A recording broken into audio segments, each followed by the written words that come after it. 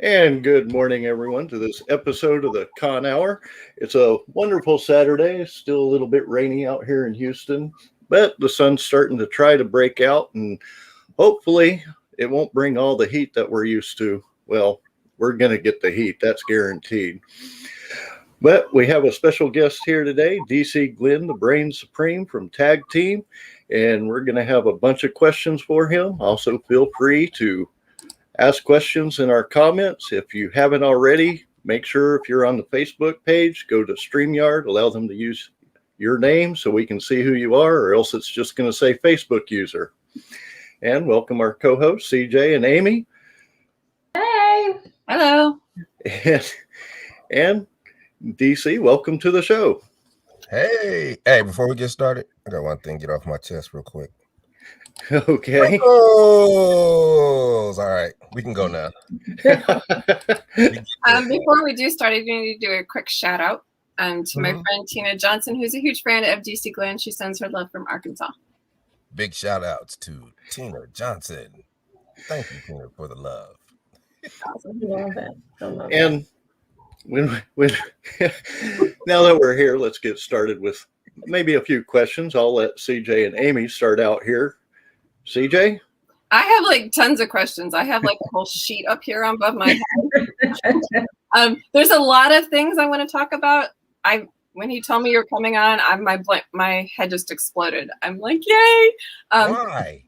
Because I'm an '80s kid, and so heading into the '90s, you're big in the '90s, so I totally know who you are. There's a lot of things I want to talk about. One thing that we do have in common is keto. Oh yeah. So my question is, how did you get started on it? How did you like it? When I first started, we shared in the beginning that I had to go off caffeine and sugar at the same time because my caffeine was sugar and it was Dr. Pepper. And so that was a very, very rough week. You can all pray for my super hubby. You had to live through it. Well, I've always struggled with my weight, but not really because they ain't never stopped nothing. So I've always, it never has been a problem. But then my health started getting a little out of whack, and I started having back issues. And I'm averaging 335, fluctuating between 335 and the biggest I ever was 380. But I work out. I'm a big guy anyway, and I'm proportioned correctly, so it works, right? And I started having back troubles, and it was just really killing me. And I would go to chiropractors, and everybody was like, "You gotta lose weight, man." And I was like, "Yeah, blah blah blah." And there was one show that we did in Phoenix, and I had my back. I had to sit down. It's the first time I ever had to sit down and do a whole show. And I had girdles and straps and all kind of stuff on, right? And somebody videotaped that concert and put it on Facebook, and I saw myself. I was like, "That's it, it's over." And I called a weight loss specialist, and I said, "Hey, I know you got a pill. They gotta have a pill by now, right?" And like, no, there's no pill. We're gonna do keto, but I'm not gonna be able to see you for a couple of weeks. So when she told me that, I was like, "All right, cool." And then I just immersed myself in keto and just started, right? And the key to my first couple of weeks is that I took a picture of everything I put in my mouth, right? Then went and researched it and said, "Oh, can't eat that." All right, cool. And then Waffle House was my friend, right? Waffle House. I love Waffle House. It's not a keto person's friend. I loved it. I was just like, yes, I could get everything on this menu. And it's awesome. Keto is not that difficult. Keto, you can eat as much as you want of anything you want as long as it don't have any carbs in it, right? And that's what I did. And I was, I would have avocado, I'd have baked chicken wings, I'd have all kind of good stuff. I was wearing Waffle House out. I'd get me a sausage, cheese, onion omelet with side of bacon and tomatoes and just everything, a steak, you know what I mean? Just so I could be full. And about a week in, I noticed that I started losing weight because I cut out sugar, I cut out carbs, I cut out everything. And by the time I got to that doctor, I had lost 15 pounds. Mhm. And I was like, whoa, this is getting good.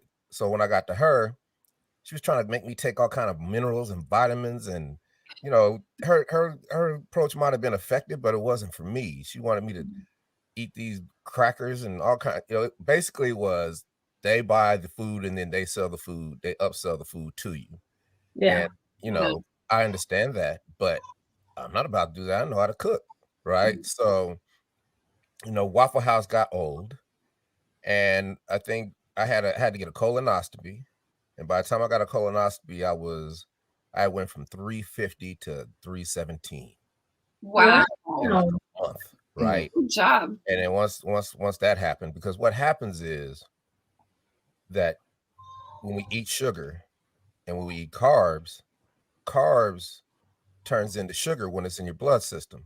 Mm-hmm. So if you're eating all that sugar, you're drinking the Kool-Aid and the pops and all that, and you're eating pasta and all the other and bread and all the other stuff, that's double, right? And then basically what it does in your blood system, it just shreds your veins. And that's why you have health problems later on. And that's what causes diabetes. And that's what makes your A1C skyrocket, right? And when you starve the body of, sugar and carbohydrates, it'll fight you. In that first 2 weeks, it'll fight you. And the keto flu. Yeah. And it's really not keto flu. You're just dehydrated. So if you drink a bunch of water, you're good, right? Keto, everybody thinks it's this mysterious flu because you're dehydrated. Because at a certain point, the body grips onto all the fat cells and it closes them off. And they said, okay, you want to play that game? I can outlast you. I know you're going to eat sugar before, I release this fat, right?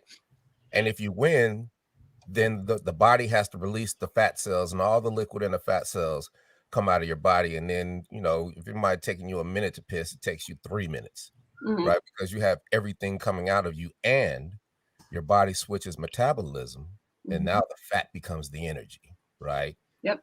And it was remarkable to me. And then it was like, but then, you hit a wall because you can't eat Waffle House every day, right? And you start creative. And they're not that you're craving them, it's just that you're missing them. And you're trying to figure out, the one thing I really missed, I was missing fried chicken. And I was like, I want fried. Like, get an air fryer. I'm not going to get no air fryer. I miss pizzas. Like, make pizza with cauliflower. I'm not about to. Cauliflower, use the mozzarella cheese dough thing that they do. I won't do that either, right? Like, and then I said to myself, I said, you know how to cook. Start figuring this out, right? And this is a part of my learning how to learn. I have this thing called learn how to learn, right? And it's like when people give you excuses and they give you problems, think about the solution you can have for yourself, right? Somebody gives me an excuse, like one of my, fried chicken. I said, okay, fried in olive oil. Okay. Then I fried them naked in olive oil. That's no carbs, and I can have chicken in a salad and I'm good, right? But then I was like, man, I gotta have fried chicken though. I need some batter. And I said, okay, well, look at the, how much does try cornstarch? How many carbs are in a tablespoon of cornstarch? And there's only 4, right? And you can have 20 a day when you're on keto. 20 carbs a day is your if you're going hard. A lot of times it's 50, right? But I just try not to do any carbs. I don't even play that game. Mine is like 13 to 15. Yours is what? Like 13 to 15. Yeah. So you do 1 tablespoon. You put your chicken in the bag. You season it really well, and you put a tablespoon in, and it just looks milky, right? But I guarantee you, when you drop it in that olive oil, those real good Chinese chicken wings that you eat, that's what you get. Yeah. And okay. There's a lot. Yeah, there's a lot that you can do with keto. Yeah. And at this point now, there's a lot of people on it. So I have to just put like keto version of blank into the Google, and you can have like tons of recipes to figure stuff out. Yeah, but they're not. I've done all that, right? And I feel that my best bet was to re-engineer the food myself. Yeah, get creative with it. Yeah, be creative, right? So I went through all the sodas, right? I went through all the diet sodas, and I ended up with Diet Coke Zero and Diet Sunkiss. Those are the best tasting ones, right? Okay. Yeah. Those are the Nice. best ones. My husband used to do keto, and before we got married, and he used to make like a broccoli, cheddar, and bacon soup, and it was the best soup. I mean, I loved it. Exactly. He doesn't do it now, but I do an Italian sausage soup, right? I do an Italian sausage soup where I get a can of chicken noodle soup, I let it boil, and then I strain the noodles out. Then I just use the broth, throw a bunch of vegetables in it, then season it the way I want, and just start putting a bunch of just loose Italian sausage in it, stir it around. Then I take maybe a half a teaspoon of cornstarch and get a little juice and put it in the bowl. And once I put it in there, it's like, like real good egg foo young, right? I mean, nice, yeah. You know what I mean? And it tastes so good, and that because everything can be with a salad, and I'm good. I don't have to have 4 sides or anything like that. Yeah. And I tell you, I haven't had pasta. There's a lot of things I haven't had. And another one, people will say, well, you can't do the fried chicken because olive oil has a high burning point. Okay, so that's a problem. What's the solution? You get a big vat. Every time you fry it, I got a strainer and I got a cone. Every time I fry the chicken, as soon as it comes out, boom, I got fresh grease. You can get 15 fries out of 1 jug of olive oil. And then it's even better because it's not burning. And then what happens is it starts getting seasoned. So the chicken between 10 and 15 is just extra good. You don't even have to season the chicken because the oil is seasoned and it infuses it, right? These are the little things that I've learned. And then I was like, oh, I miss pizza. Well, let's try. What can we do? Let me try a low carb tortilla. Low carb tortillas only have 6 grams of fat. 6 grams of carbs. But the key to it is finding the best ingredients, finding the best mozzarella, the best tomatoes, the best Italian sausage, the best pepperoni, the best mushrooms. No carb. Well, 6 grams of carbs. That's the only carbs you have, plus a salad. You're good, or some broccoli and cheese or whatever. And that's how I did it. That is how I did it. I even, because at the beginning you're experimenting with McDonald's. You'll eat a quarter pounder with cheese without the bread and stuff like that. But stuff like that's not practical, right? Because I'm not even going to tempt myself because I got to have fries when I go to McDonald's. I'm not even going to tempt myself, so I'm not going to do that. But I did that, and I went from 350 to 260, and I had to have back surgery. And the doctor was like, "You got to get your BMI down, and we got to get your A1C down." My A1C at the start was 8.6, and I got it down to 5.2. Nice, good job. I'm diabetic, you know what I'm saying? And my BMI went down to 3.1, and then the pandemic hit, and then I gained maybe half of it back. But it's a lifestyle now, and anything I cook keto, right? So I'm still there. And if I just really buckle down and go, I can do it. But I do more working out now than I used to. And, that's another thing, learn how to learn. It's like, why I can't work out because I keep injuring myself because I was going heavy weight. And then I just go to the gym and I would do 50 reps of 10, 20 pounds. 10 sets of 50 reps. And I'm telling you, I started shredding. The weight started falling off. And I do that every day now. Right. So I'm still a hefty guy, but the arms, everything is tight, right? And I like being a big dude. So it has served me so well. And I can stay healthy. I got A1C machine monitors, I got sugar monitors. And it's difficult. It was difficult during the pandemic because that was part of my routine, getting up at 5 o'clock in the morning, putting my weights in the truck, and just going to Kroger parking lot, right? I go to the parking lot, work out for a couple hours till they open, and then just go in the store and just shop so I could feel normal, right? And that was good enough for me in the day. That was my me time for me to not go crazy at the beginning, right? Yeah. And you go in that store like, well, let me try some sugar pops, my old friend, right? And now I started to eat cereal. Now I'm drinking milk. Now, and then it just was like, I'm still okay. And then you just start inching your way back up, but it never got out of hand and I'm still good. And, I fluctuate between probably 390 and 370. And, you know, if I really got to drop it, I can drop it.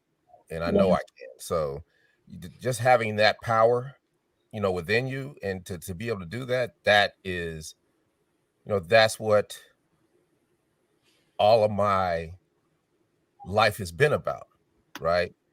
Not actually worrying about the problems, but thinking of the solutions, right? Because the problems are there. They're not going anywhere. Yeah, whenever anybody comes to me with a problem, I make them come to me with 3 solutions while they're at it. Exactly. That's what I do. I was like, well, what's the solution? What are you talking about? I was like, what's the solution? Right. And it's so easy. You know, what I do is I'll take the most, if there's something I want to do or something, there's a problem or whatever, I think of the most fantastical, far-fetched, pie in the sky solution, right? And it's just out there. But then what I do is I work my way back inch by inch to practicality. And you just started a business plan and you're halfway there because you know the steps that it's going to take to get up there to your dream. And that's what I've been doing all my life. And I've been successful at everything that I do. And, you know, it kills me that people are like, okay, tag team is back in the limelight. You guys are rising from the ashes like the phoenix and blah, blah, blah, blah, blah, blah. And I'm like, really thinking I didn't know I died. yeah, exactly. I'm like, no, this is not that story. This is a story of perseverance, steadfastness, hustle, hard work, never giving up, and learning how to learn and overcoming anything that comes your way and thinking positive. If I didn't do that, then I would have been one of those old bitter artists that you just never heard of from again.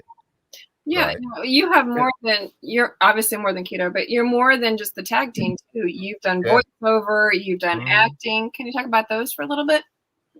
I started voiceover in, actually, I'm gonna do it this way. Right? Because it's, you know, it's real. All our lives, there are things we beat ourselves up over, mistakes we beat ourselves up over, missed opportunities, things of that nature, right? And, you know, I actually started voiceover because I taught the voices of Mickey Mouse and Minnie Mouse how to rap, because we did a Disney album in 1995 called Mickey Unwrapped. That's awesome.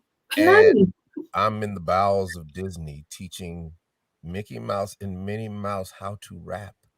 And they're talking to me about animation. I'm like, I think I might want to do that. Right. But it took me, you know, I wanted to do it because I always made radio spots for the club, because I've been a DJ all my life. And because I have this spirit about me that I want to do everything, I was never just a DJ. I was your sound guy. I was your light guy. I was the guy that did your radio spots. I'd cut your radio spots. I did your television spots. I did your fashion photography. I did your calendars. I did anything I could do for the club. And I did it because the key to life is making yourself invaluable, right? And when you make yourself invaluable, you find out you're going to have 8 streams of income. You're going to have health insurance. You're going to have everything that everybody else doesn't have. But you're not doing it for the job that you're at. You're doing it to nurture your growth. So you can make easy transitions from one job to another, or one part of your life to another, or if something hits you in life, because life is going to throw things at you. But your preparedness is what gets you through, right? So that's why I've always been like that. And it took 15 years to get back to voiceover, because doing voiceover for the club is different than commercial animation and all that. And I started that in 2008, and I sucked. And it was so depressing because I was flying to New York, I was flying to LA. It's like, you know, the thing in voiceover is that radio jocks come and be like, I want to do voiceover. I got the voice. But they quit because that's not that game. It's a whole different game. And here I come thinking I could do it. And I'm, you know, I think I can whoop, there it is, my way through anything. But I couldn't. And it was disappointing, but I did not give up. And it's just one of those things where it's going to take a while. And acting, I'm doing voiceover through the, you know, 2010, 12, 11, 13, 14, I started working for Apple Radio doing spots for them. Nice. So that's kind of like doing the stuff for the clubs. And then I'm just, I'm doing other things and it's just going. I'm still training. I'm just training in Atlanta now. And then we were embroiled in like a 20-year legal battle. And after that legal battle ended in 2017, I got real depressed because I was just worn out. And I was laying in the bed the whole month of August 2017, like, what am I going to do? Because I had stopped DJing. I didn't want to be a 50-year-old DJ.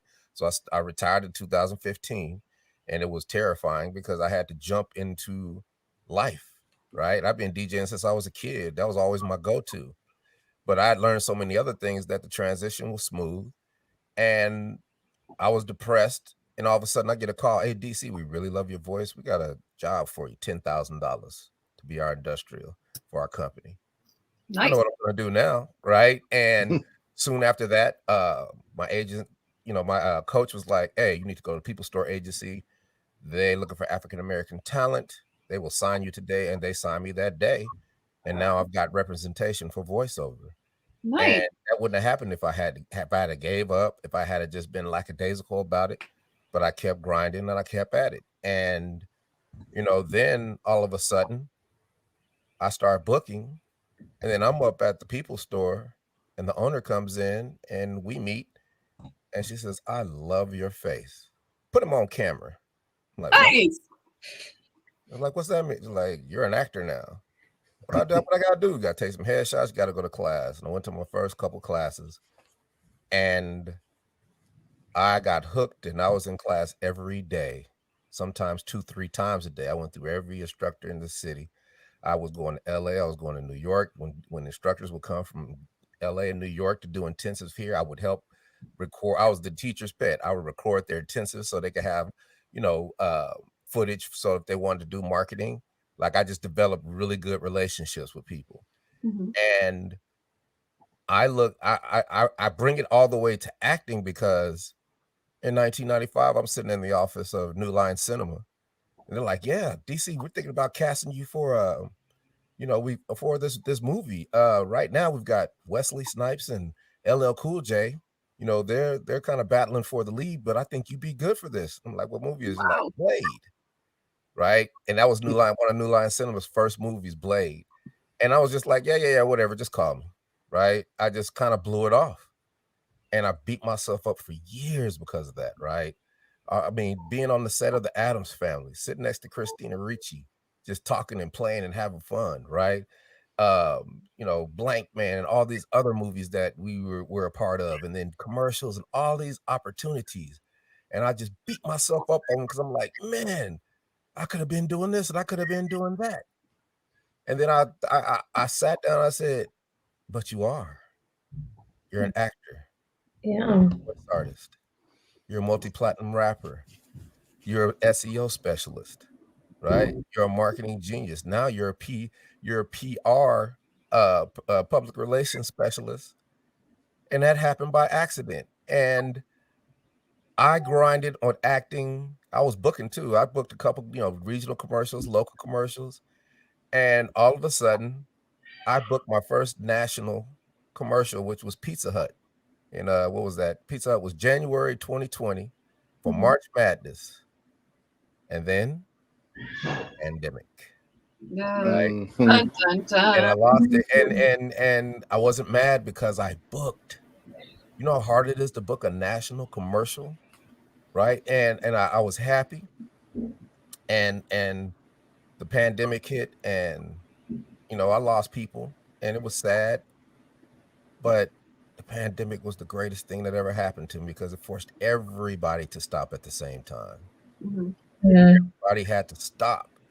And then you had to figure out what you were going to do. And everybody was scared. And it was like, we are all in the Serengeti together now. What are you going to do? Be predator or prey? You're going to be a lion and eat impalas, or are you going to be the impala that gets eaten? Right.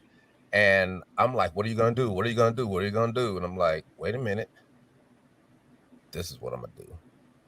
And every class I've ever taken, I record. Just recorded and put it up.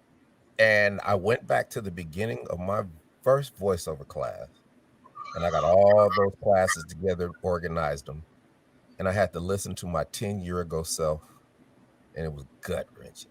I was gonna say I can't even listen to myself now. Oh my God! It's different when you hear, it's different when you hear yourself just say a couple words. To hear yourself have conversation after conversation, and it was just heartbreaking because I realized that I was the one getting in the way of me, right? And at the same time, it was kind of inspiring because I'm like, wait a minute though. I understand what these coaches are saying now because I didn't give up and I'm an actor. So I understand the lingo now. Wait a minute. I think I could do this over. So I took my first cringeworthy script that I did a voiceover over and I redid it and listened to it, and it was simply angelic. Nice. Because it was the first time in my life I had mastery over my voice. And then I started booking because back then that was back in March. Everybody, we all thought we were going to turn into zombies and start eating each other. It was everything was COVID, right? So every commercial was, we're all in this together. You know what I mean? And every commercial was that, right? With the piano, the slow piano and everything. And it was just crazy. Then all of a sudden, I get a call from my LA acting coach. He's like, what are you doing? I'm like, hey, reinventing myself, practicing, hustling, doing what I got to do, get ready for when it come back. Because when it come back, it's going to be brand new. And she's like, well, I'm casting this movie. I got a part for you. He said, can you get to Nebraska? I said, yep, I got a hazmat suit. And I shot my first movie, My Corona, in Nebraska. Nice. And not only was it, my first movie, but it was I think it was a brilliant stroke. They shot a movie about called My Corona, about the Corona, starting in LA and then, going out. And then they said, we're going to do a documentary on top of it on how to shoot a movie in a pandemic. Right. And that's kind of where I flourished because it was just all interviews and I'm just spitting game on how I'm reinventing myself and this and that and getting passionate and everything. So right now, the document, everybody's loving the documentary, right? And the movie's pretty good. I haven't seen the final cut of it, but I could care less. I'm gonna blow it up, right? And then I shoot my second movie a couple months later, and it's like, whoa, this one's called The Mediator, right? And a producer friend of mine was like, yo, I got a part for you. I gotta have you in this movie. You're Detective Thompson. And now I'm on set again. And I'm like, whoa. Nice. And then I book a Publix grocery store chain fall campaign. And then I book a episode on Tyler Perry's House of Pain. Nice. And then here comes GEICO. Right. And it's amazing because everybody thinks GEICO is the reason that everything is happening now, but it's not. This hustle is the reason that everything is happening now, right? I was doing this before GEICO, and GEICO presented its own challenges, right? Because you get a GEICO commercial, you're on tour. Salt and Pepper did their 2014, and they didn't stop till the pandemic. We can't do that, right? So I said, okay. And it's funny how that happened because I get a call from my agent and she's like, DC, you booked a GEICO commercial. And I'm like, no, I didn't, because I didn't even audition for a GEICO. You got the wrong actor. And then I almost hung up. It's like, how dare you call me like that, right? She was like, no, DC, you booked a GEICO commercial. They said they want a tag team. I was like, oh. And because I'm an SEO specialist, because I lay good breadcrumbs, because you can find me anywhere, they called the tag team phone, which is a number on the website. Then they couldn't, I didn't answer. And then they went to my IMDb and called my agent. My agent calls me, and now that synergy is just beautiful. And I'm like, let my agent go on to make this deal. My agent makes the deal. And then, to this day is the most lucrative deal I've ever made in my life. And everybody's like, aren't you happy? I was like, nah, because I got to figure out what I'm going to do with this commercial. You know what I mean? First thing I did, I started preparing, and I really started preparing. I was like, okay, what are we doing? He's like, okay, it's going to be called Soup. There it is. It's going to be about soup. I was like, man, all right, let me start preparing. So I go get some Seinfeld episodes, trying to find the Soup Nazi episode to get ideas. No soup for you. Yeah. Then it's like, no, we're not going to do that. We're going to do ice cream. And I'm like, oh. And the ice cream was just really visceral to me because my father had passed a year ago before that, right? And, it was just like, if you ever talk about the perfect death and the most glorious homecoming, that was it. And he used to make us ice cream when we were kids. Oh. Like, I'll make some ice cream. He's like, I'll get the eggs, the sugar, and the vanilla and the milk. You guys go set it up, and we'd have this cylinder in this big wood bucket, and then you put the ice around it, put some salt in it, and then my brother would crank 5 minutes, I would crank 5 minutes. We both have our spoons, and 2 kids were happy as a clam 20 minutes later eating ice cream, right? And I wanted to bring that essence to the commercial, and I was just everything ice cream. I tried to make a spin and scoop, but I couldn't get anybody to fabricate it for me. And I was like, it's got to be tons of sprinkles because I want it to be where children looked at it. Because, kids like sprinkles, and I don't even know why. But when kids looked at it, they were going to be like, Mama, I want a party like that. Like, I wanted it to have that birthday party feel, right? And, the little dance we do is a dance they do down south. So everybody would have been like, they represented for the South. And just all the little nuances that make that commercial great were prepared because I'm an actor, right? I could have just showed up and be like, what we doing?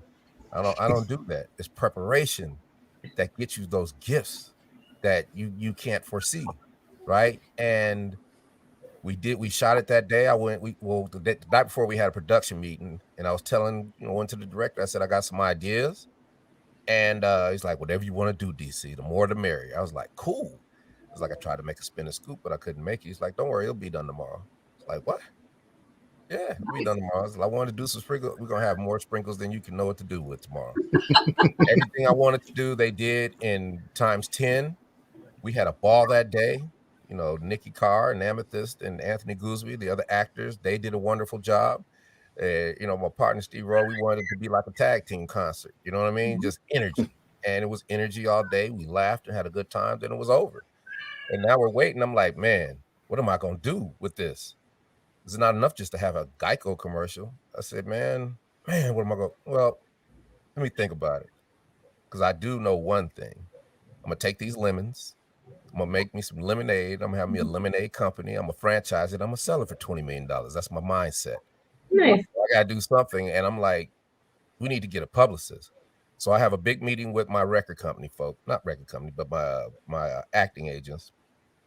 And they're like, DC, what do you want to do? And I'm like, you guys do a wonderful job for me. Like, DC, what do you want to do? I was like, you guys are great. DC, what is your bucket list? And I'm like, oh, that's a different question, right? I'm like, I want to be in The Mandalorian. I want to be in the Star Wars universe, live action or animation, right? I'm like, John Favreau and Dave Leone, if you're listening, you need to come get me. You're missing out. I promise you, right? And I've been doing that since. And I told him, I said, yep, I just need 5 lines with The Rock, and I'm good. I want little parts in big movies because I know what to do with that, right? And we had our big meetings, like we're going to get some publicists, so I started having meetings with publicists, and they were like, well, we usually do a junket and you do a round robin and this, and we're all working from home. And we really not really working and we don't really know what to do. We don't want to spend. They gave me every reason why they couldn't instead of one reason why they should. And this is another one of my learn to learn tactics. When people do that to me, I always join an organization, association, or a society, because organizations are filled with people who love their profession, and they have been doing this and mastered it, and they've been rolling with it for 10, 20, 30, 40 years. And all you got to do is sign up, pick up the phone and start calling people, and you will know the whole game. And I joined the Public Relations Society of America, Georgia chapter. And 2 days in, I'm on a Zoom call, and there's a CEO of this PR firm. And I raised my hand. I said, I got a press release. I held it, but I'm skittish about throwing it out there and spending the money for it because I want to know if press release is relevant. Of course, I know press release is relevant, but I like validation sometimes, right? Yeah. So I said, they're like, what's it for? And I'm like, well, kind of featured in a national GEICO commercial called Scoop. There it is. I said it real slow, right? And I'm looking at the chat. That's like, that can't be him. Is it really? Oh my God, it is him. Oh my God, I love that commercial. Great commercial, dude. The entire chat blew up. I basically, in one sentence, took over that whole chat, whole Zoom call. And the moderator's eyes are getting big. She's like, we'd like to welcome DC to our organization. He's brand new. And we're going to talk about that GEICO commercial afterward. And back to his question, our press release is relevant. And the CEO's like, yes, because the whole last year has been COVID. Yeah. Every story's been COVID. Everybody's looking for something else. It's been COVID. It's been political. It's been everything but what we want it to be, which is fun. And here you guys come throwing sprinkles and spinning scoops and dancing at DC. You're smile, just bringing joy to the world. And it's just do that press release. And not only are you going to do the press release, but you're going to go here for all the publicists. You're going to go here for all the television talk shows. You're going to go here for all the podcasts. You're going to go here for all to get in front of all the journalists. You're going to make sure your pictures are like this. You're going to do this, and this. She gave me the entire breadth of her professionalism and of her PR career. Nice. 10 minutes. And I have not looked back. And it has opened my world to things that I could never have imagined. And it is the reason that you and I are sitting here talking, right? Mm-hmm. Because I didn't give up. I kept playing offense. And I just changed the paradigm, right? And I dropped that press release 4 days before the Super Bowl. The next day I get a call from the Dan Patrick Show. Friday, Super Bowl week, I'm on the Dan Patrick Show.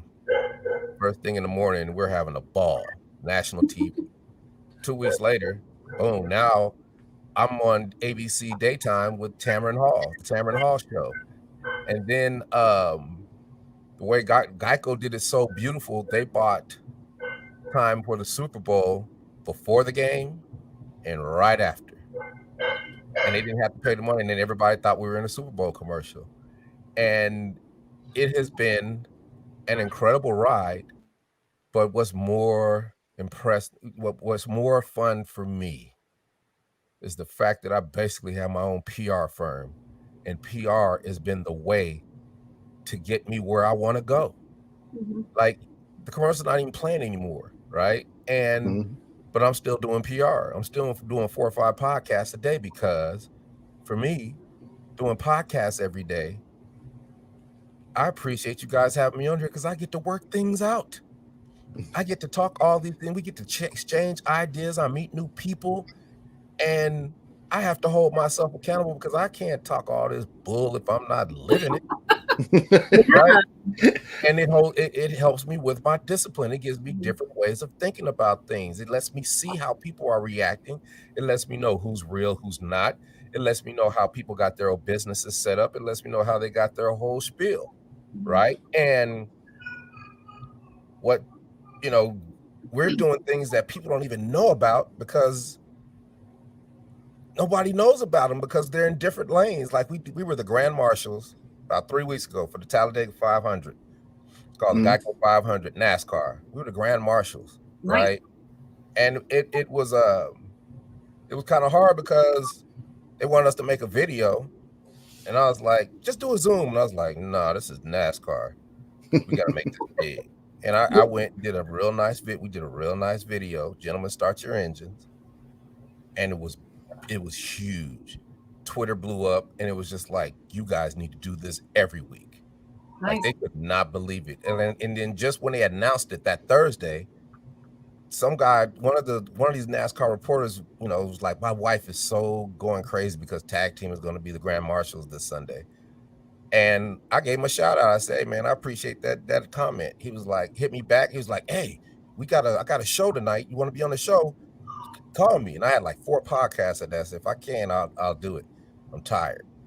And it was a podcast with 6 NASCAR reporters. And I sat there with them people and talk about NASCAR tag team. We talked about this. We talked about life, right? And they were so appreciative.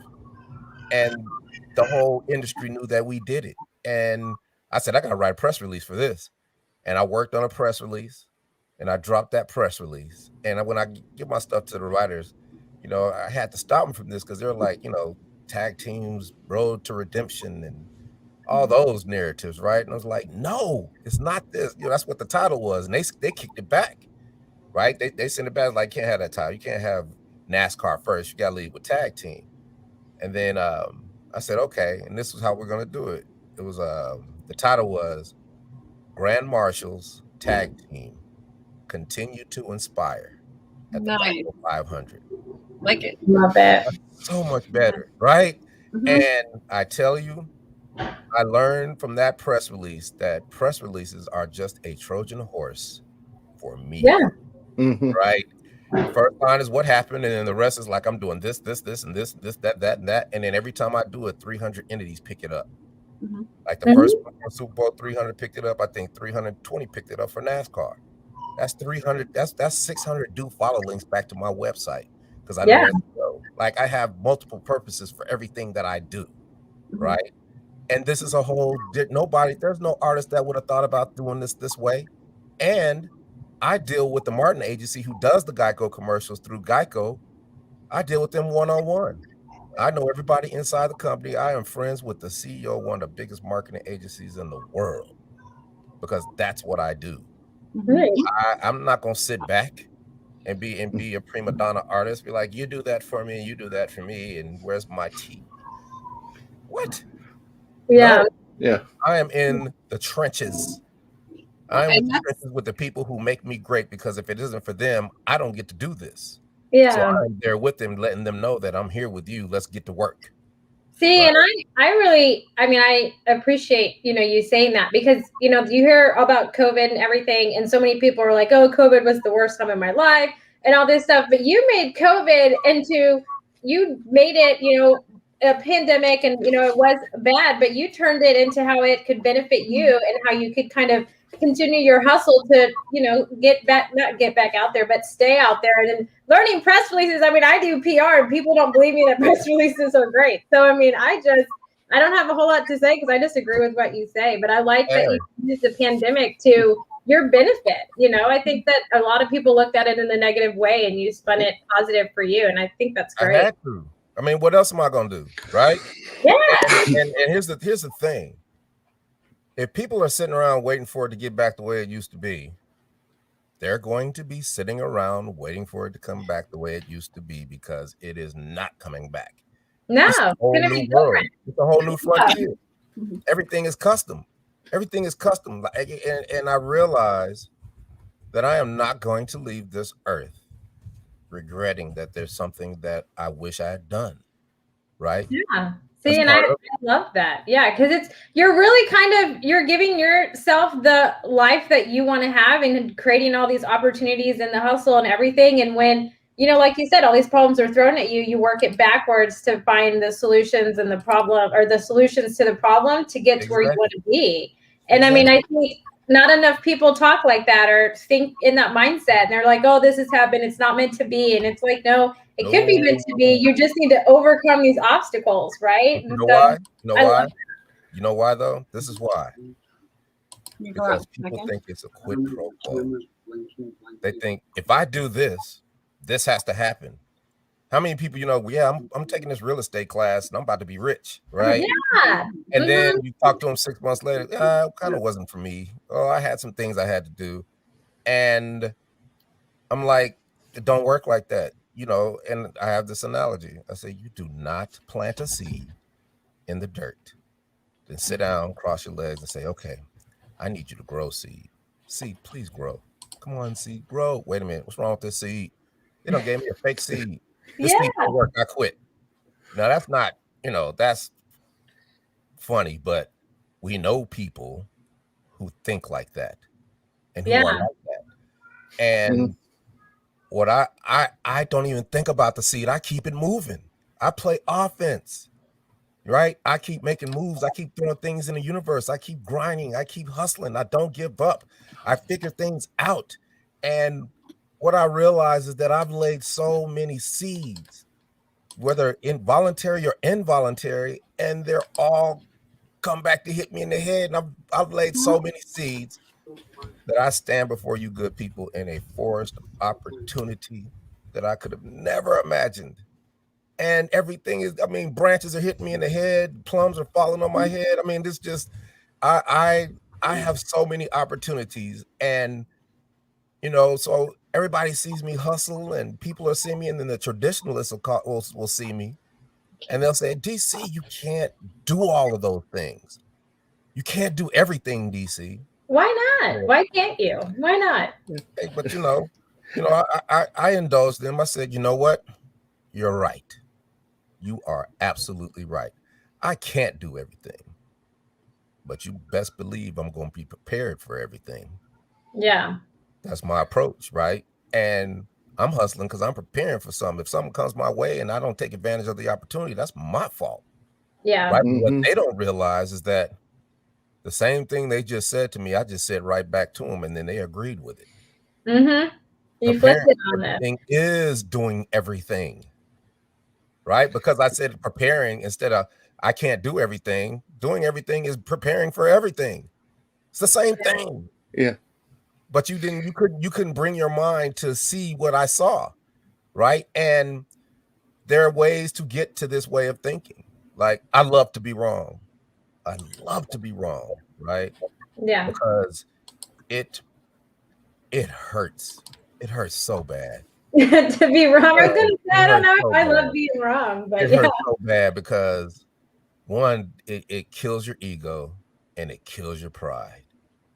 And if that happens enough, your pride and your ego gets sequestered, and then it's a non-factor, right? You've had them arguments with people where you just argue, and they just start making up stuff because they want to win the argument. Yeah, they just go in circles or whatever. Yeah. They keep going further and further and further in the rabbit hole. And I let them go. I'll be like, you're right, dude. Hey, no, but you ain't got to keep, okay, yeah, but you, all right. And going further and further. And then what happens is all that crap and all that falsehood and all that stuff they're making up becomes their reality, and they believe it. And then they're truly lost. When I love to be wrong because I know that I am on the path to being right. Yeah.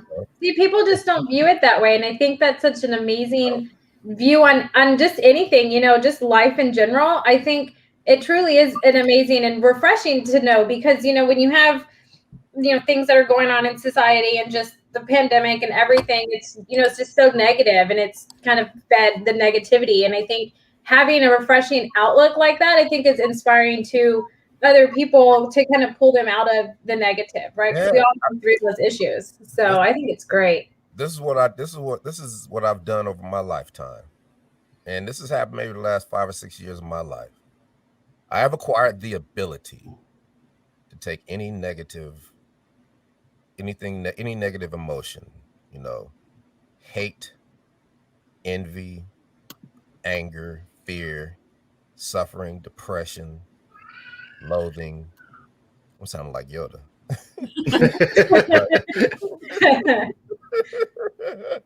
I'm on the path to the dark side. I'm taking all that, and I don't react viscerally, right? I don't, I feel it inside. I'm dying inside, but what I do, I take it and I put it in my pocket, and I use it for later for fuel, right? Because if you give it a little time and let it marinate a little bit, it turns into positive energy. And now if there's something that I'm working on and I don't want to quit, I have something I can go back and think about that says, hey, don't quit. Or if I got an audition on Monday, right? And it requires me to be angry. And I'm like, oh yeah, I was arguing with this stupid girl last week. Let me pull that out of my pocket. And now I don't have to find and hash out a character or be a caricature or make something up. I use that experience. Now I'm there, and now the character becomes me, and now it's all based on reality, and that's acting, right? Nice. And like I said, I do that with everything. If there's a problem that I have, I take that energy and throw it towards it so I can have some stamina, right? And trust me, all this is easier said than done. Oh yeah, it sounds so easy, but you hear the hustle behind it, and it's not easy. I know. but it does work, and it has made my life very fruitful. And like one of the questions is like, so what do you see for your future? And I was like, I can't even begin to tell you, because my future happens every minute, right? This last week, 8 things happened. WWE calls me. I'm like, what? WWE? You know, I'm doing 7 auditions for voiceover. I'm on set for this movie. It's a TV show that we just wrapped. I'm on working on a voiceover promo. I'm, auditioning for a Christmas movie. I stay busy. And it's funny because, like I said, the reinvention continues because the whole COVID changed the whole paradigm. Think Yeah. about it. If your Zoom game it's not on point, you're not gonna make no money, right? That's an avenue to make money. And here's what happened. See, this is the beauty of it. Half the educators went back to school and they toughed it out. They went back to the schools and taught the kids. But half of them was like, I'm not about to go back into school with them nasty ass kids. But what they did do is they went to all of the tutor portals. They got tutor Zooms out there, the equivalent, right? All those tutor portals they signed up for. And now when those kids are struggling, instead of going to the school and having to make $60 for a day to be around a bunch of kids, they can make $60 an hour teaching one. One-on-one. And I took advantage of it. And I've got 5 tutors for music production because I want to make music again. I haven't touched a drum machine in 20 years. But I started training again, and now it's incredible. I use a DAW called a digital audio workstation, like Pro Tools or GarageBand. I use Studio One, and I had tutors for it, and I was learning it. But it was just, you have to learn how to learn. What's your best way to learn? And I was like, you know what? Let me call. I saw a couple of videos by one of the engineers of the program. I said, let me just reach out to him. Like, hey man, how much you charge to tutor me? And he was like, I'll tutor you, $60 an hour. Now I'm being trained by the engineer of the software that I'm using, that I'm learning, that's powerful. And he's not teaching me the traditional way. He's teaching me according to my workflow every day. He's teaching me how to use this DAW according to me doing auditions for acting and for voiceover. He's teaching me how to do it for me wanting to get back into making beats, me wanting to make jingles for television commercials, me wanting to make Christmas songs for these Christmas movies that I'm auditioning for. All the things that are my dreams, I have a custom tutor to help me get to the promised land. Nice. You see what I'm saying? And it doesn't even cost that much. It's just about thinking differently. I got them for video editing. If I get stuck on anything I get stuck on, I've got 5 masters that help me with SEO. And now I've done so many innovative things in search engine optimization in their eyes. They're like, man, the way you do keyword research, man, nobody's better at these. And I've seen a lot. And I'm like, really? I'm practical about it because I understand it, right? It's searching when I say SEO, people are like, what's that? And I'm like, okay, so if you were you, what would you type into Google? Yeah. They're like, I don't know. I was like, oh my God. If you were you, what would you type into Google? I would type in me, type in you. Do you see you? Nope. That's a problem. That's a problem. Right? Like you educate yourself in it. You know what I'm saying? Like if you don't know something and you want to learn it, you surround yourself with the people or just the tools and the resources to learn it. So you learn it to help yourself. You know what I think?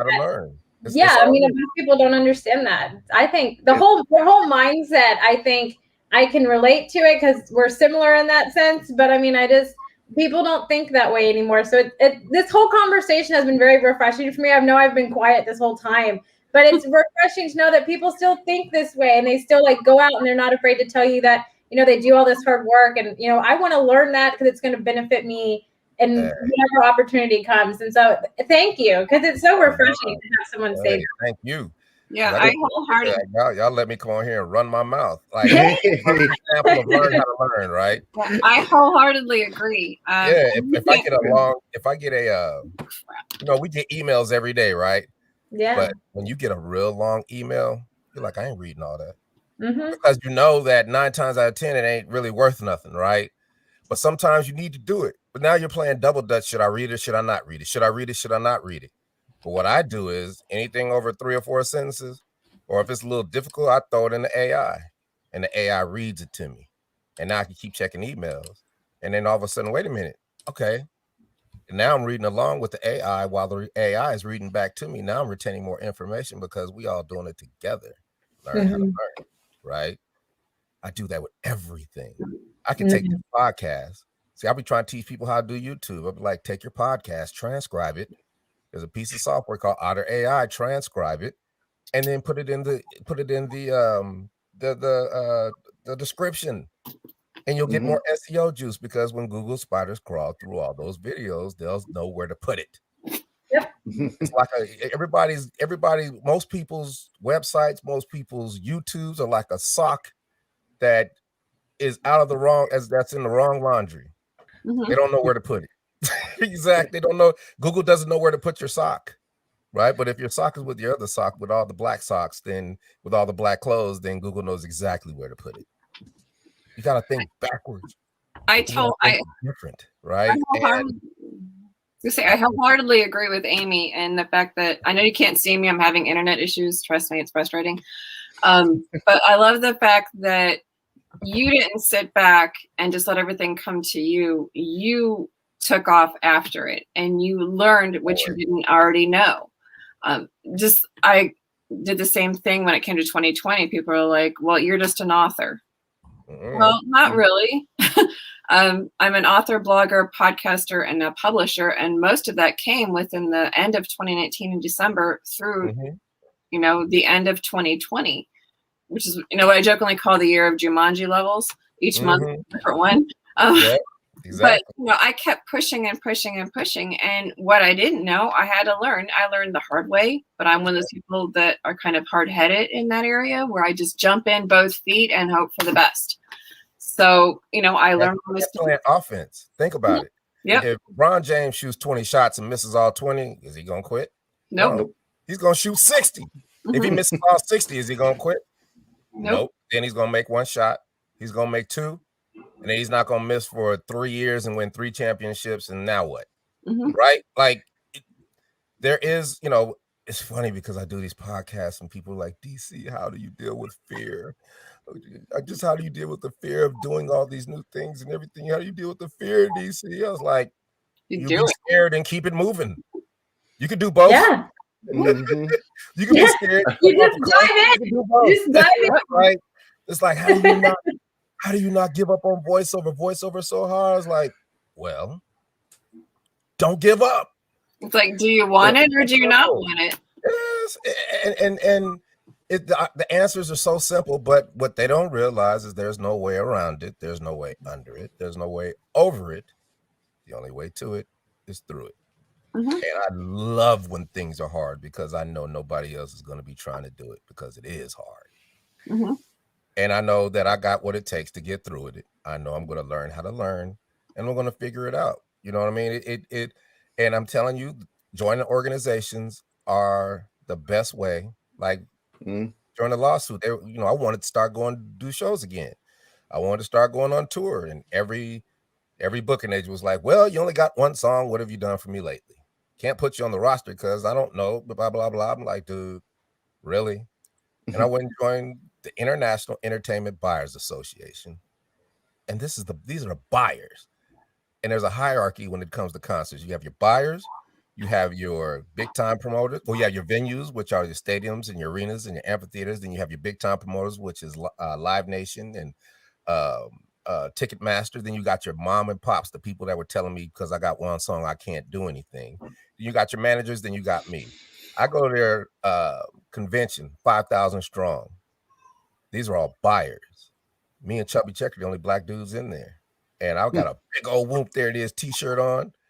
And I got my pitch together and I just started handing out business cards. Hey, how you doing? My name's DC Glenn. I'd like to introduce myself. Hey, I know what that song is. Yeah.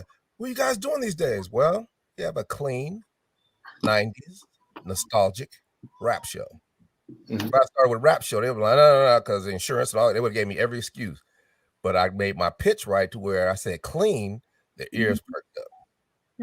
Now, the one thing that everybody thought was my weakness is now my strength, because I am with the buyers, and the buyers I'm giving them the ideas and the vision that, hey, just throw us in the middle of that concert and we can give you more energy when it gets kind of slow, and just pay us this. And all of a sudden I start doing casinos, we start doing fundraisers, we start doing hospitals, we start doing all kind of different various weird forms of shows that I had never thought of. Corporate gigs, right? Rodeos. There's a lady that wanted to give us 30 dates for the Ice Capades, just to do whoop, there it is during the intermission of Ice Capades, because these are all the buyers. But she wouldn't talk about no money. I was like, you tripping. I'm not about to do that. No. You know what I mean? But at the same time, I learned how the industry worked in seconds. And then, me being me, I figured it out, and then I found my lanes and I exploited them. And now we're doing more. We end up being on tour with Alan Beck, the freestyle tour. So now we go from 5 dates a year, because we always do shows. We do the halftime NBA shows or NFL shows, right? And those are very lucrative. So I don't have to do a bunch of shows a year, but we went from 5 shows to 30, right? And you know, remember I told you that we're not gonna be able to do no shows during the pandemic? Well, now I got 15 shows for the rest of this year. Nice. Filling up fast, right? And I don't even want to do no more shows, to be honest with you. But I can't be like that. I can't turn my nose up at the thing that got me here, right? And it all goes back to whoop, there it is. It all goes back to my childhood, because my parents worked me like a dog. I've been stemming collard greens and shucking peas since I was 5 years old. My mom had a prep cook, right? That's how I learned how to cook. All the women in my family like, boy, you ain't gonna never need a woman. We're gonna teach you how to be self-sufficient. And I know that's why I'm not married, because I can do every damn thing. I can't remember the last time I've had a woman cook for me, because I cook so well, right? And my parents, they made me work. They made us do chores. My father was like, clean my car, cut the hedges, cut the grass, rake the leaves, shovel the snow. And and then it was a reward consequence thing, because they gave us an allowance, but they was like, we know how to hurt you though. So if you don't go to church, you can't go play football with your friends on Sunday. If you don't clean your room, you can't watch TV tonight. If you don't cut the grass, you can't go swimming in the summer. Right? That didn't happen. Right? And one year we had a blizzard. We were the only family that had a snowblower. So me and my brother do ours about 2 hours. Then Mr. Grant struggling next door, we do his. Then we do the whole block. And the whole next week when me and my brother coming home from school, hey boy, come here. Here's $20. I appreciate you doing my snow. What? And that happened all week, and that's when a hustler was born. After that, I had a paper route. I worked at an ice cream shop. Then I worked at, right? And that started to learn how to learn tactics, because all my friends in high school would drive around all day looking for jobs and never get one. And I said, man, please, I can get you a job in 5 minutes. You tripping, DC. Man, give me the yellow pages. For those who don't know what the yellow pages are, just imagine your whole computer in a big, giant yellow book about this thick, right? And I like, where you want to work? And it's like, restaurants. I'm like, all right. Okay, here we go. Hey, how you doing? Are you accepting applications? No. All right, thank you. Hey, are you hiring? No, not today. Thank you. Hey, are you hiring by any chance? Yes. This girl just quit on me. If you can get down here today, I got a job for you. Took 5 minutes. Nice. You can call 100 people in a day, and I guarantee you somebody don't quit. They short staffed. Whatever, you can get a job. Yeah. One of the things I love about you is you don't just take lemons out of lemonade. You take the original lemon and you take the seeds and you build another tree. And then while that one's growing, you take more lemons and you build another tree. And you've got like a whole forest of like lemon trees. You know what? That was out of survival because I've been a DJ all my life, right? I worked at a strip club and I worked at a a dance club. And strip club is just a money pit because it's just money all over the place. And it's for me, it's like the game show. You get in that cylinder and you grab as much money as you can get, in a minute. But for me, it was 8 hours. Grab as much money as you can grab out of that club in 8 hours. Keep feeding it, keep rocking the house, keep partying, keep everybody dancing, sell stuff, sell mixed CDs, sell hand fans for the girls so their hair don't fall. All these things, all the supply and demand. 1 year, the club I was at, the air conditioner broke. The owner didn't want to pay to get it done because he wanted to sell drinks and everybody was in there all hot. I would go every day that I worked to the dry ice place because that's where all the ice cream vendors were, and go get a bunch of ice cream, dry ice in the cooler, and sell ice cream in the club, bomb pops, everything. Nice. Walk out with $100, $150 on ice cream, right? I'm going to exploit every chance I can to get money because I make myself invaluable in every aspect of it, right? And I have always been like that, and out of necessity, you have to have 8 hustles in the hole because people are looking at you and they're like, man, he's making money. Let me do what he's doing. Like, hey, DC, I got your hustle. Like, okay, congratulations. You can have that hustle too because this is the new hustle. Catch me if you can, right? And that needs to be rephrased. Catch me if you can. hey, catch me if you can. If you think you can hang with my hustle, I welcome it because even if you're good at it, it's only gonna make me better. Yeah. And I welcome every aspect of emotion, of life, of karma, because I know how to change it into something positive, right? And like I was saying, it's a new frontier out here. You can make your own lane. You can live your dreams. All you gotta do is just do it. And I'm standing in the foothills looking at the mountaintops like, there's a reason that they say there's gold in them dar hills. There's a reason they say that, right? And if you're a frontier and you're a pioneer and you're the first to get to it, you're gonna get it all, and they're gonna chase you. And that's what I'm trying to do, and then it works in the reverse too. It's like I'm doing voiceover and acting, and there are people that got 30, 40 year head start on me. So I have to be smarter, right? I have to have tactics. Another tactic is everybody looks at social media as like, look at me, look at me, look at me, look at me, right? And that's not, some people it works. I don't knock it, but I know that social media is about engagement. Yes. Oh my gosh. Yes. And Thank you so much for saying that. Thank you. I'd rather have 1,000 people who are engaging because you're going to get more people everybody got a common denominator. Everybody wants to learn something. Everybody wants to everybody wants to get the knowledge.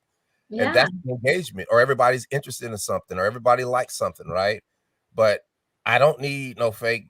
It don't mean nothing to have 100,000 followers, because if you had 100,000 followers you could gauge in, you wouldn't even be thinking about social media.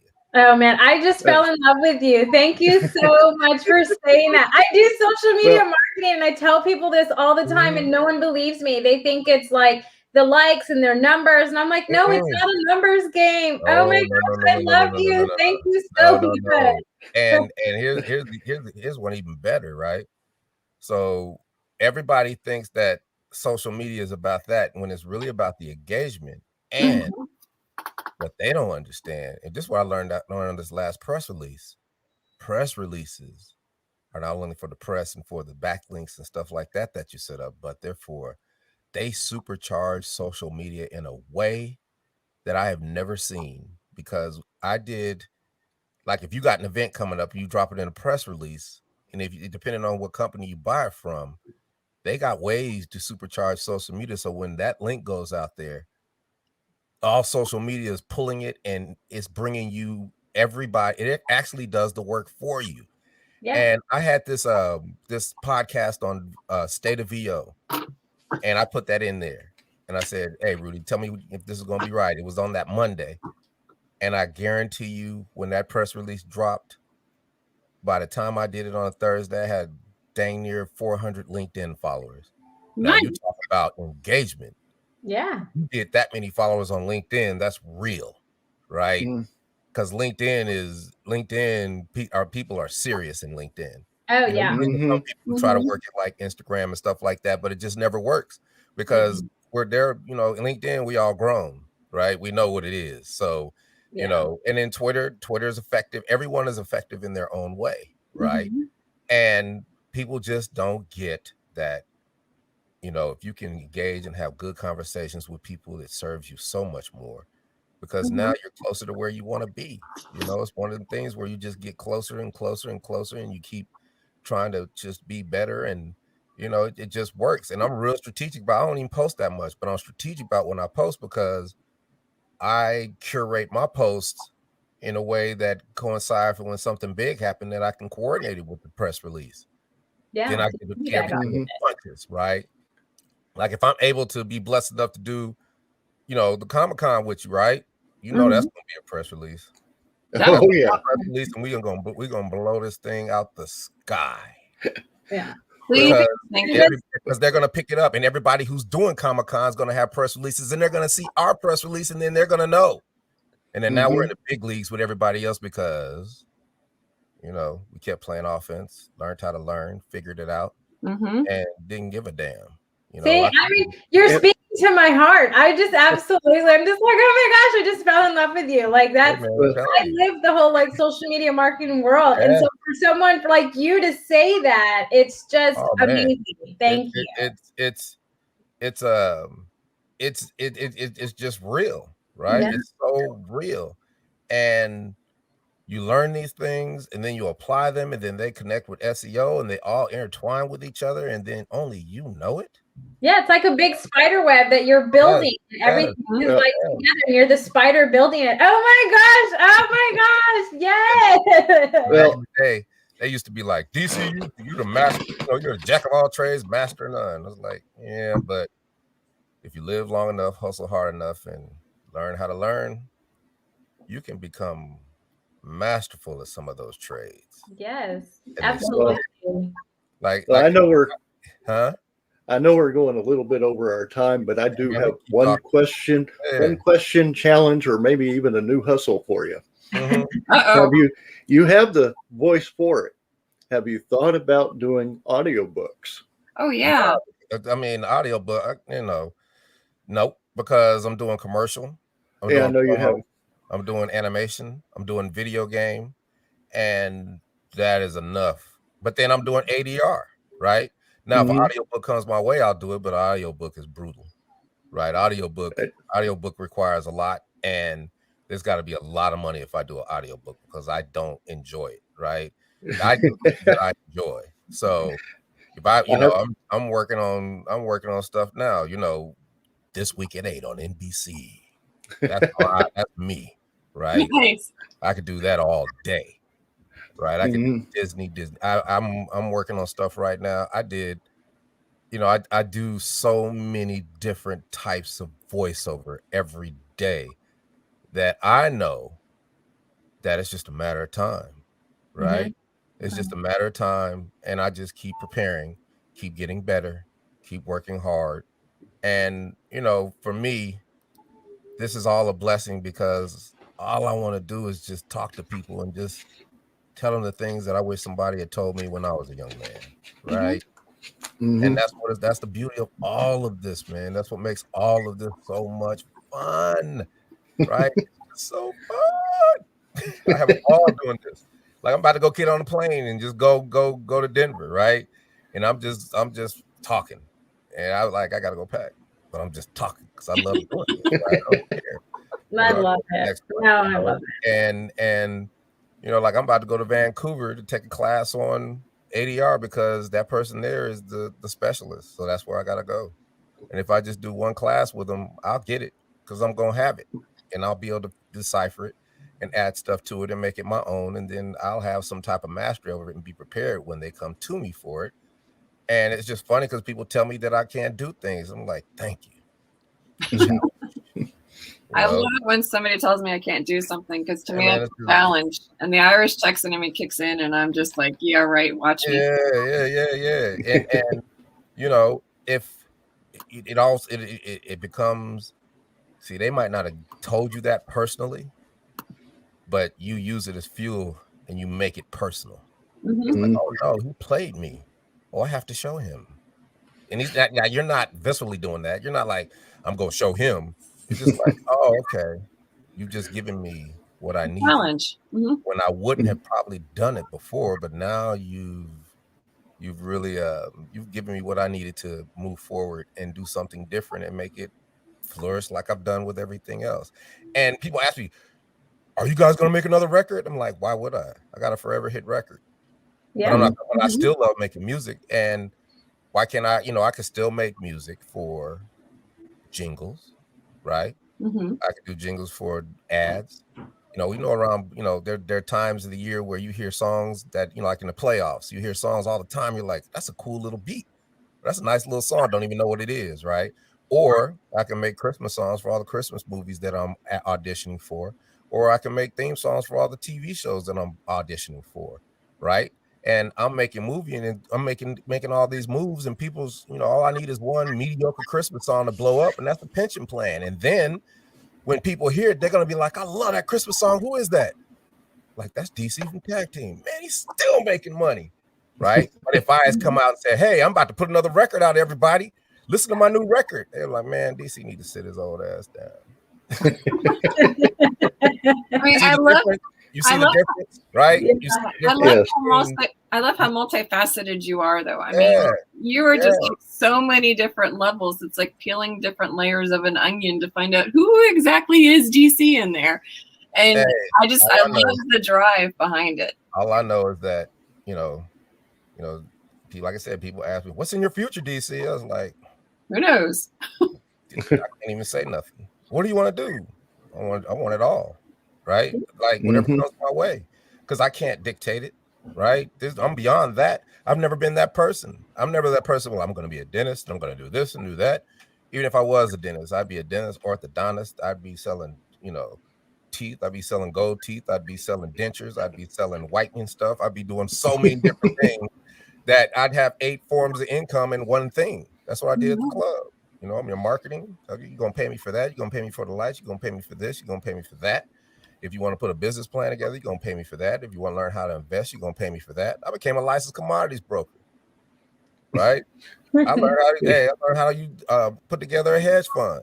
That's another learn how to learn moment. I'm like, ooh, I'm a commodities broker. I want to have a hedge fund. I don't know nothing about a hedge fund. Let me call.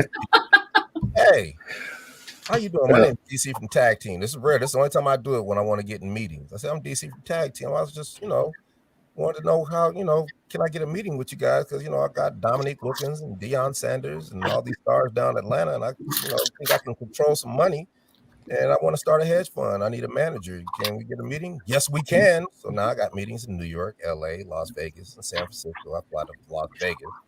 Now I'm in the boardroom with everybody telling me their "whoop, there it is" story about their kids being their kids' first words. And we have that. And then I'm like, why should I let you run my hedge fund? They're like, DC, because our returns are this and this and this, and because this and this and that, and this and that, and we do this like this, we do this like that. And what they don't realize is while they're pitching me, they're teaching me. You're saying you're learning. Yeah. And definitely. I knew what a hedge fund was after all those meetings, and I knew it wasn't for me, but there are collateral sprinkles, right? And 2000, I didn't know what they were talking about on CNBC, but the year 2002, I knew everything they were talking about on CNBC. And I developed my approach of how I wanted to invest. And it's the long-term, approach, because I can't gamble. I'm terrible at it. I get my emotions in it. It's not going to work for me. Yeah. Right? Because that's what it is. Intellectual gambling. That's what it seems like. Everybody's jumping on the crypto bandwagon. It's like, if you're jumping on now, it's way too late. Oh yeah. But you can't control your emotions, right? You can't.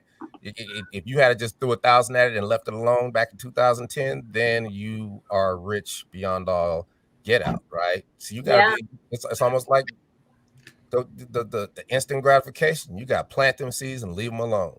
Mm-hmm. Can't touch them. And if they work, they work. If they don't, you keep it moving.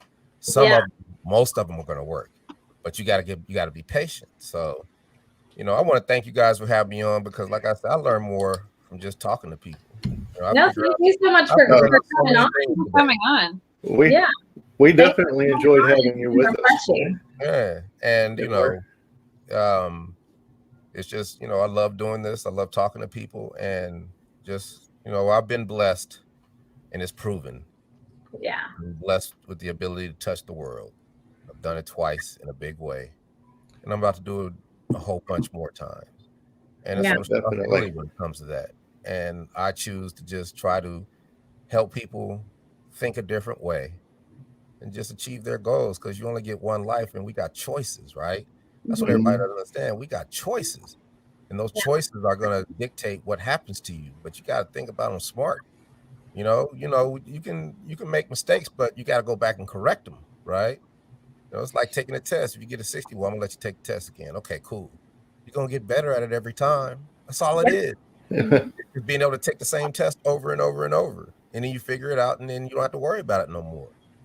It's just the way you think about things. And it's like, it's funny because I just think so. I think crazy. This week, I'm telling you, this is what happened this week. All the stuff I told you I was doing this week, but on Wednesday, I said, you know what? I'm gonna do a TED Talk. And I went and found out what I gotta do a TED Talk. And I will do a TED Talk. I'm throwing it out there. Nice. Right? Because if I do a TED Talk, whoa. Yeah. Right? Actually, one of our first guests just got done with a TED Talk. That's what I'm saying. And I'm talking not TEDx, TED Talk. Yeah. And that's basically a performance, right? And if I get up there and talk about the stuff that I've been talking about today and be passionate and, TD Jakes about it, oh man, the world is gonna know. Yeah.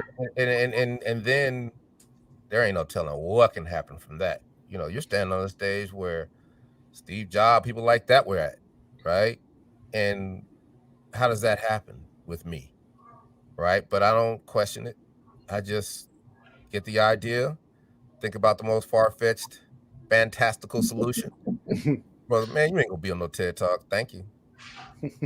And I work my way back. And then when I work my way back, I'm like, okay, so you gotta start with your Georgia chapter. They want you to do a TEDx, but then you got this level, this level, this level, this level. Now that I know how the whole thing works, how can I get in where I fit in? Right? Yeah.